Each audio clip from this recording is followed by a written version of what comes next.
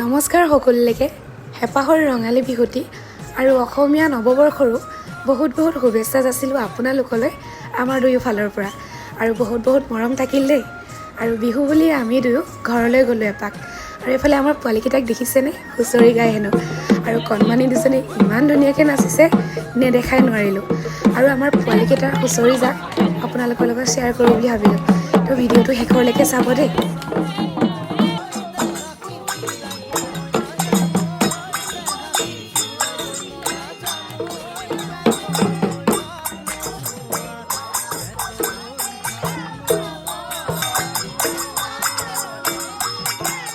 হৰে কৃষ্ণ ৰক্ষা কৰ এই মানুহৰ যিখিনি বেয়া দৃষ্টি আছে সকলোবোৰ দূৰ কৰি আগলৈকে যেন দিবলৈ শক্তি বিধান কৰে।